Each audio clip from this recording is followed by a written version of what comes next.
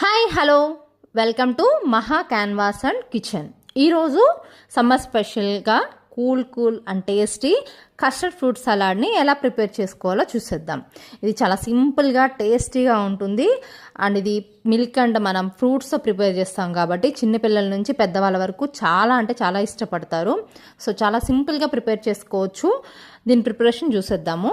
దీనికోసం అనేసి ఒక బౌల్ తీసుకొని దాంట్లో 3 కప్స్ ఫుల్ క్రీమ్ మిల్క్ని యాడ్ చేసుకున్నాను అనమాట. చిక్కటి పాలని ఒక 1/2 లీటర్ వరకు తీసుకున్నాను.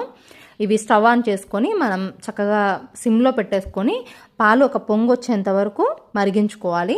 పాలు ఒక పొంగు వచ్చేసాక దీంట్లో 5 టేబుల్ స్పూన్స్ షుగర్ని యాడ్ చేస్తున్నాను అనమాట. స్వీట్నెస్ కోసం అనేసి మీరు స్వీట్నెస్ కొంచెం ఎక్కువ కావాలి అనుకుంటే ఇంకొక 1 టేబుల్ స్పూన్ యాడ్ చేసుకోండి.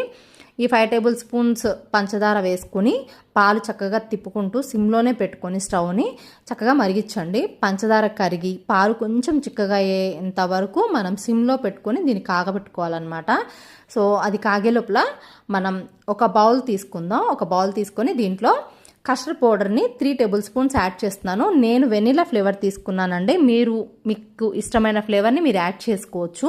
సో వెనిలా ఫ్లేవర్ని కస్టర్డ్ పౌడర్ 3 టేబుల్ స్పూన్స్ తీసుకొని కాచి చల్లార్చిన పాలను 1 కప్ తీసుకుంటున్నాను అనమాట. వేడి పాలు పోయకూడదండి. కాచి కంప్లీట్గా ఆరిపోయిన పాలను మాత్రమే యాడ్ చేసుకోండి. 1 కప్ పాలని యాడ్ చేసుకొని అవి లమ్స్ లేకుండా అంటే గడ్డలు కట్టకుండా ఉండలు లేకుండా చక్కగా మంచి మిక్స్ లాగా కలిపేసుకోవాలి స్పూన్తో.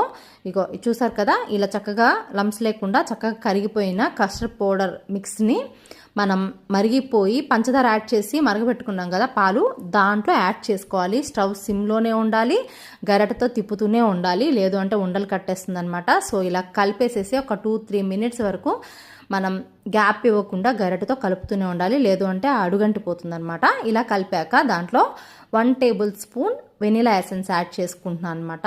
1 table spoon vanilla essence add చేసుకొని చక్కగా మిక్స్ చేసుకొని స్టవ్ ఆఫ్ చేసేసుకోండి. స్టవ్ ఆఫ్ చేసుకున్నాక దీన్ని 1-2 మినిట్స్ వరకు ఇలా గరిటెతో కలుపుతూ ఉండాలండి, లేదంటే పైన మీగల్లాగా ఒక తట్టలాగా ఫామ్ అవుతుంది. అది ఫామ్ అయిందంటే మనకి ఈ సలాడ్ అనేది అంత టేస్టీగా అనిపించదు. సో 2-3 మినిట్స్ అలా కలిపేసేసుకుంటూ ఉండి అది కొంచెం చల్లారాక ఫ్రిడ్జ్లో పెట్టుకోండి కూలింగ్ కోసం. ఈలోపు మనం ఫ్రూట్స్ని కట్ చేసుకుందాం అనమాట. నేను 1 కప్ యాపిల్ ముక్కల్ని తీసుకున్నాను, అలానే 1 కప్ దానిమ్మ గింజలు తీసుకున్నాను, 1 కప్ పపాయ తీసుకున్నాను. మీకు ఇష్టమైన ఫ్రూట్స్ని యాడ్ చేసుకోవచ్చు అనమాట. స్ట్రాబెర్రీ, చెర్రీస్, పుచ్చకాయ ఇలా ఏవైనా కూడా యాడ్ చేసుకోవచ్చు. అలానే బనానా కూడా తీసుకున్నాను అనమాట. 1 కప్ గ్రేప్స్ తీసుకున్నాను. మీకు అందుబాటులో ఉన్న ఫ్రూట్స్ అన్నీ చక్కగా యాడ్ చేసేసుకొని